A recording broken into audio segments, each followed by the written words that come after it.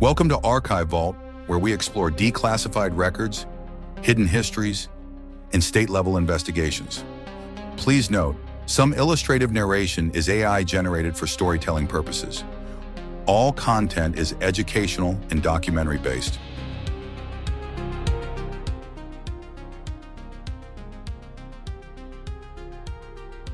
War used to be obvious. Uniforms, declarations, bombs on television. Now it rarely announces itself. No declaration from Congress, no formal surrender, no battlefield broadcast at 6 p.m. Instead, infrastructure flickers, supply chains stall, hospitals freeze during ransomware attacks, pipelines shut down, no tanks cross borders, no speech confirms aggression, yet damage accumulates. In 2021, a ransomware attack forced the shutdown of Colonial Pipeline. Fuel shortages spread across the East Coast. The attackers were not a nation-state, officially, but the origin traced back to Russian-speaking networks. No declaration followed, no missile response. Just diplomatic statements, silent escalation. Elsewhere, power grids in Ukraine were hacked before tanks rolled in. Digital rehearsal before physical invasion. In Taiwan, cyber probes increased without an official shot fired.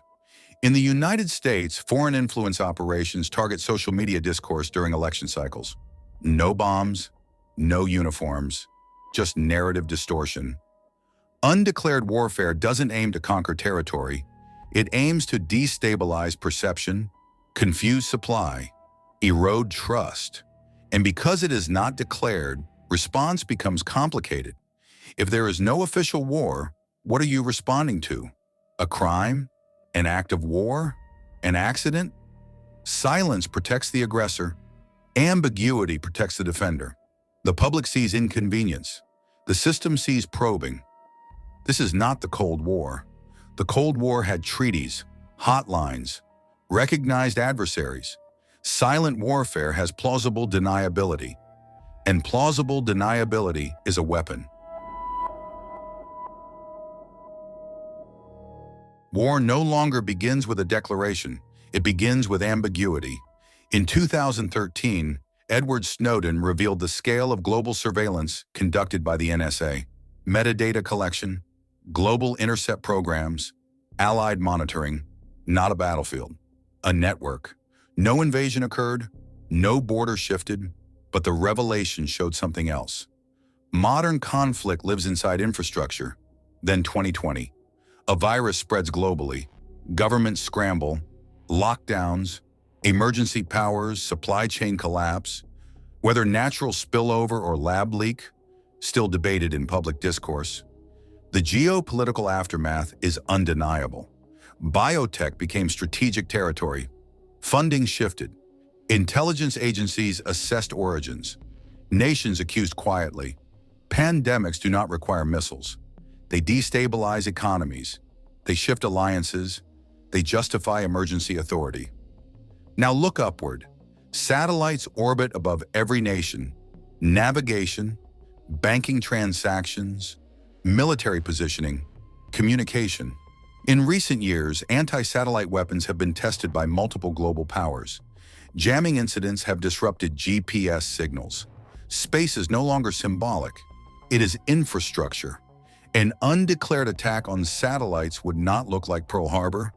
It would look like malfunction, signal loss, financial confusion, air traffic rerouted. Modern warfare does not need boots.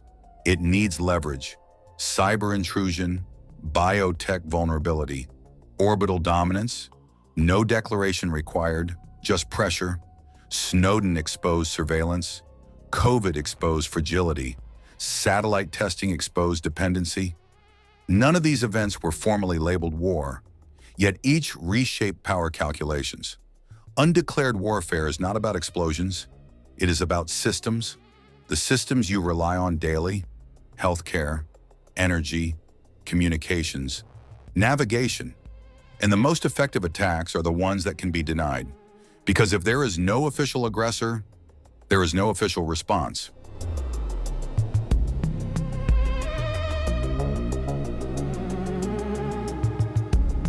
War used to arrive with headlines. Now it arrives as interruption. In February 2022, before the first Russian tanks crossed into Ukraine, something else happened. Thousands of satellite modems across Europe suddenly stopped working. The Ka-sat network operated by Viasat went dark. Ukrainian military communications were disrupted. Wind turbines in Germany lost remote control access. There was no explosion in orbit, no visible strike. The damage came from the ground. Western officials later attributed the disruption to Russian state-linked actors. Hours later, the invasion began. The sky had not changed. The battlefield already had. Elsewhere, commercial pilots flying near conflict zones began reporting something unusual. GPS signals that drifted, navigation systems that placed aircraft miles from their actual position. Ships in contested waters appeared to jump locations on tracking maps. Coordinates altered, signals jammed. No crater marks the attack, only disorientation. Satellites orbit silently. Banking transactions depend on them. Air traffic depends on them. Military positioning depends on them. A signal interrupted in space does not look like war. It looks like malfunction. During the COVID pandemic, hospitals were overwhelmed. Intensive care units filled. Emergency rooms strained. And at the same time, ransomware attacks surged. Hospitals in the United States and Europe were locked out of their own systems. Patient records encrypted, machines inaccessible, ambulances redirected. In Germany, a ransomware attack forced a hospital to divert a critical patient to another facility. The patient did not survive the delay. The attackers were not uniformed soldiers. They were criminal networks operating across borders, some based in regions where enforcement was selective. Hospitals became pressure points, not bombed, encrypted. No declaration followed, only negotiation, payment or paralysis. For decades, espionage has been tolerated between nations. Spies gather information, they listen, they map. But when mapping turns into manipulation, something shifts. In 2015, parts of Ukraine lost power in the middle of winter. Lights went out. Hundreds of thousands were affected. The outage was traced to a cyber intrusion, again in 2016. Malware embedded in grid systems. Remote switches flipped. Electricity disappeared. Attribution pointed toward Russian-linked groups. No formal war existed at that time, yet the lights were out. When a foreign actor implants code inside another country's energy infrastructure and leaves it dormant, what is that? Preparation, or an undeclared strike waiting for activation? Modern militaries now openly maintain cyber divisions. They train in digital terrain, they probe networks, they test vulnerabilities. The language used publicly is careful: intrusion, incident, breach, rarely war. Because once it is called war, response becomes mandatory, and response escalates. So the terminology remains restrained. The damage does not. Power grids flicker, hospitals freeze, satellites drift. No tanks roll across borders in those moments. Yet pressure builds. Undeclared, unresolved, constant. War no longer needs to announce itself. It only needs to interrupt the systems you trust and then disappear.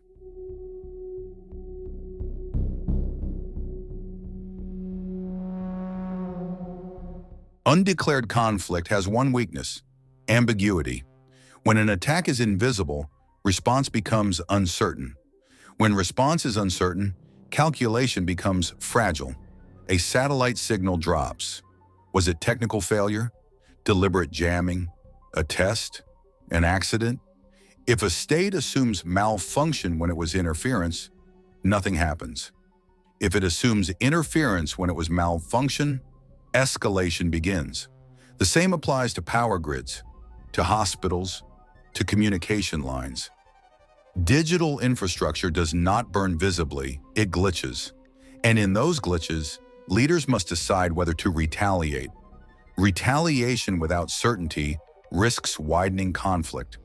Restraint without certainty risks inviting more pressure. That is the strategic gap. In traditional war, clarity precedes response. In silent warfare, clarity often arrives too late. Miscalculation does not require intention. It requires ambiguity. And ambiguity now surrounds the systems that modern life depends on: navigation, energy, healthcare, finance. Signals drift, networks freeze, lights flicker. Each incident can be labeled criminal, or strategic, or experimental. The label determines the response. The response determines what happens next. The world is no longer divided by front lines. It is divided by infrastructure, and infrastructure is constantly being tested. Most of the time, those tests remain below the threshold of war. Most of the time, they are absorbed, but thresholds are not fixed. They shift. And when a threshold shifts too far, the response may not be proportional. It may be reactive. Modern conflict is not loud. It is persistent. It does not always seek victory. It seeks leverage. And leverage does not need a declaration. It needs access. The systems you rely on function most days without interruption. When they don't, it feels temporary. An outage, a delay, a glitch. Sometimes it is, sometimes it isn't. The distinction is rarely public. Silent warfare does not demand attention. It operates beneath it. And the danger is not constant attack.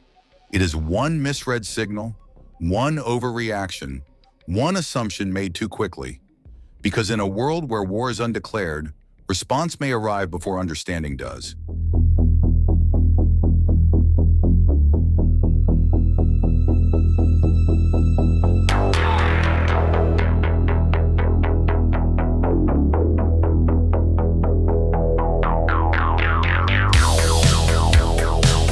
Thank you for listening to Archive Vault Podcast.